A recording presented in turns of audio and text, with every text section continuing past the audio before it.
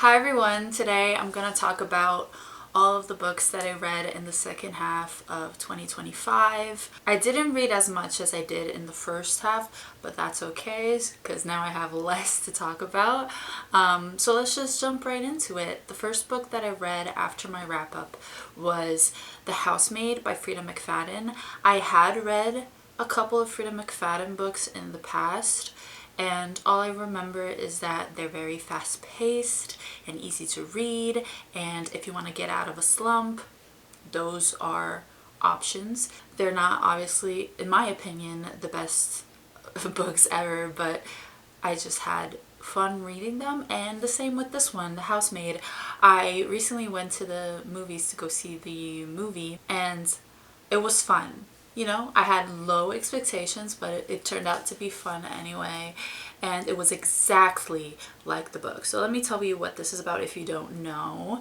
This is about a young girl who just got out of jail and is trying to find a job, and she finds this job as a housemaid with this wealthy family who has a young daughter, and the wife starts acting weird after hiring her, and we don't know why. We have to find out why. Also, we have to find out why the girl was in prison. I think I gave it like 4 stars. So after The Housemaid, I read The Poppy Fields by Nikki Erlich, and I really enjoyed her first book, The Measure. So whenever we got this arc, I was so excited to grab it and read it, and I thought this was great as well. I gave it 5 stars, and I just love the multiple POV situation that she always does, that she's been doing at least in the past 2 books. I like this one. It's about these 4 people who all have a reason for going to this place called the Poppy Fields, and basically this place is a place people go to when they're grieving, they're feeling down, and they just want to heal and get over it quickly. So they put them to sleep, and then when they wake up they feel better, but there are a lot of side effects to this.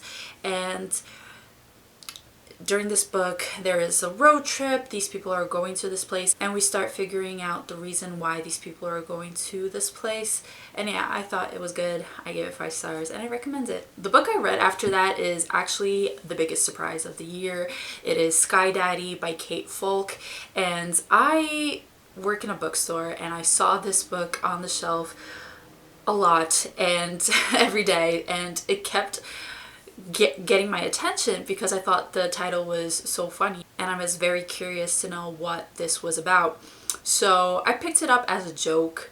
I told my coworker I was gonna read it, and I ended up actually really liking it. I gave it 4 stars, but I'm thinking about giving it like 4.5 because it clearly stuck with me. I just thought it was very funny. It's about this woman who is attracted to planes, and she has this sexual awakening when she was a teenager. She was on this plane going to Chicago, I believe, and there was a lot of turbulence, and everybody was scared to death, and she wasn't.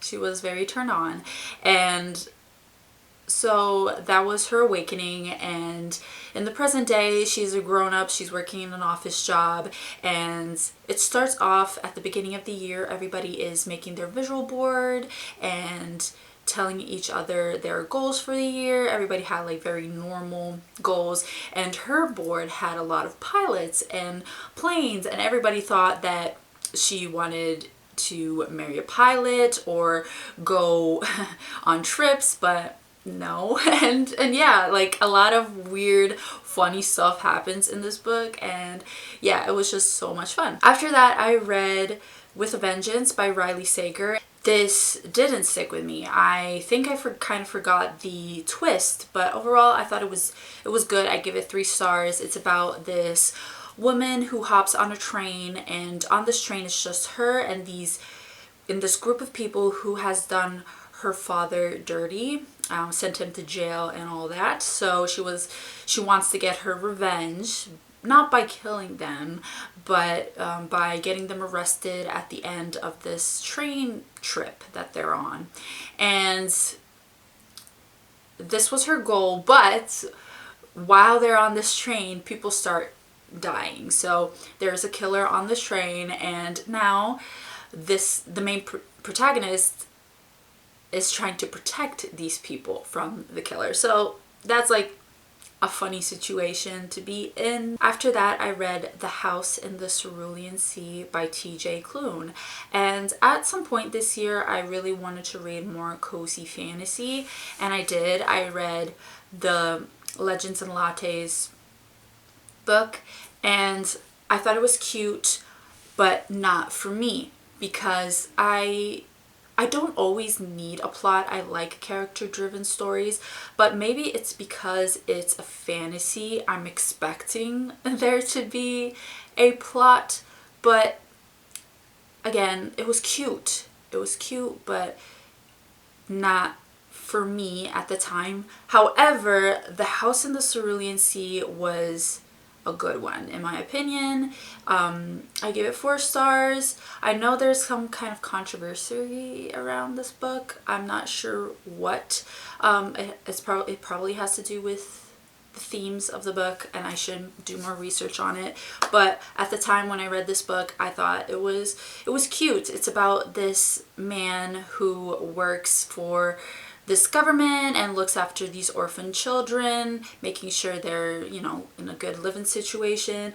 And he ends up being sent to this orphanage where a bunch of dangerous children live. So he has to like look at that situation, see how dangerous they are, and he obviously ends up, you know, caring for these people. So yeah, it was cute. I probably will not continue on with the series though. Yeah. Moving on. I'm just gonna mention real quick that I continued on with the Lux series. I own these books. They're in Italy though. I just want to finish the series for some reason. I probably shouldn't because it's not really doing much for me, but I read Opal and Origin. I just have to read the last one. I think it's called Opposition, and then I'm done. Again, it's the 3rd and the 4th book in the series. It's also a very old series. I just, you know, I'm giving them 3 stars. It's just, I remember really liking the first book, and now at the 4th book, you know, it's nothing much is really happening.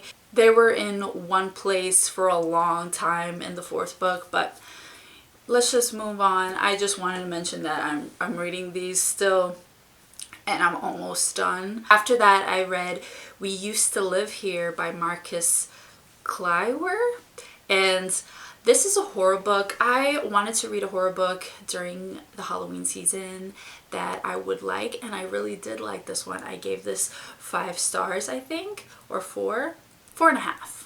I gave it 4.5. This is a story about this couple, these 2 women who have bought and live in this house, and all of a sudden this family shows up at their door saying that they used to live there and they want to look around. And one of the girls is a people pleaser, so she ends up letting them in, and they don't end up leaving ever. There's always some excuse, and they're always there. And yeah, we discover that there's some weird stuff going on in this house, these people, and it's a very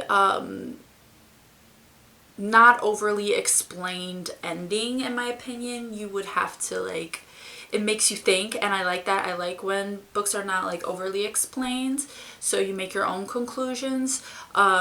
So yeah, it's pretty interesting, and I'm not gonna say more about it, otherwise I'm gonna spoil it. The next book that I read is Death of the Author by Nnedi Okorafor. This was one of my most anticipated books of 2025 and a 5-star prediction. It ended up being a 4-star. I am not a big sci-fi lover, and this is not considered sci-fi, it's general fiction. It's just, it's about this author who writes a sci-fi book. So there's a POV from, you know, present day. The author point of view, and then there is the story point of view. And I obviously liked the author's point of view more. I liked seeing her and her family dynamic and all of that. So yeah, it's about this author who gets fired from her job. She goes on a trip with her family to a wedding and writes this book that goes viral. The author is also disabled, so there is disability representation. And yeah, we see the story, we see the author's life, and the line between fiction and reality kind of blurs. After that, I read Always Remember by Charlie Maxey. This is the sequel, I think, of The Boy, the Mole, the Fox, and the Horse, and it was cute. I have nothing to say about this. It's just a lot of like cute quotes, cute pictures. I gave it 4 stars, and yeah, I really enjoyed it. I liked the first one too. Obviously, I thought the short film was really pretty. It's just a really pretty book to own. I don't own it, but it's a good book. I also forgot to show you guys while I was talking about the books that I actually own these. I just forgot to hold them up. After Always Remember, I read Broken Country by Claire Leslie Hall. I read this book because a lot of people were praising it and a lot of people were recommending it to me. It's kind of a historical fiction, but like a more recent historical fiction. I believe it's set in the English countryside. I don't remember those details very well, but it's about this woman who is happily married, but their relationship is tested when a man from her past comes back into her life. Also, they did lose their son from an accident, so that also tested their relationship. And yeah, we have to find out how the son died, what actually happened, and in the meantime there's this man who comes back in her life. And yeah, it was okay. I give it 3 stars. I guess my expectations were just too high for this book. After that, I read another Frida McFadden book. I read The Intruder, again, another fun book. I give it 4 stars. Again, I read it in one sitting. It's about this lady who lives in a cabin, and all of a sudden there's this girl at her door, and she has a knife, and yeah, we have to figure out, you know, where is this girl coming from? Why is she there? Who is she looking for? And we also see the main character's past, and yeah, don't have much to say about it. It was just a quick, fun read to me. After that, I read Just for the Summer by Abby Jimenez.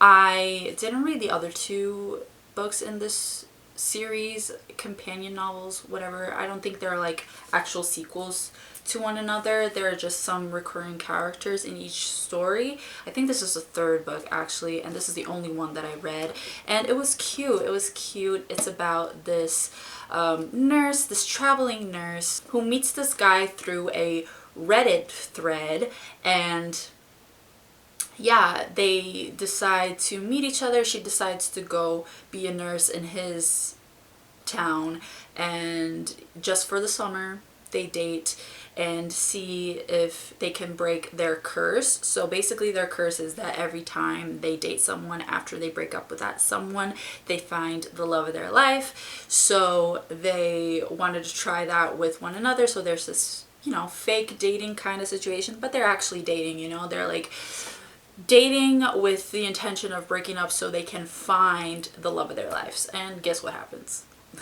Anyway, it was cute. I gave it 4 stars. Last book that I'm going to talk about today is Catabasis by R.F. Kuang, and this again was another book that was on my most anticipated books of 2025 and my 5-star prediction, I guess, because, you know, when you anticipate a book you are assuming it's going to be good. However, this didn't end up being a 5 stars. I gave it 3 stars. This was definitely not for me, and I'm slowly finding out that maybe dark academia or academia books in general are not for me. So yeah, this was very heavily inspired by Dante's Inferno, I think, and other like philosophy stuff, because this is a book about two academic people who go to the underworld, and it's similar to Piranesi, I think, and that was another book that I didn't go crazy over. So I guess it's just the genre that is not for me. Okay, so the camera decided to die on me, but what I was saying is that Catabasis is about these two students that go to the underworld to get their professor. We start to figure out like what is this relationship they have with the professor, and yeah, I just don't think the genre is for me. I had higher expectations, but I should have known. I should have known this book wasn't going to be for me. That is all of the books that I read in the second half of 2025. My top 3 of 2025, without looking at the list of books that I read, are probably Atmosphere by Taylor Jenkins Reid, The Poppy Fields by Nikki Ehrlich, and Sky Daddy, because that was the biggest surprise, I guess. I hope you enjoyed this video, and I'll see you in my next one. Bye!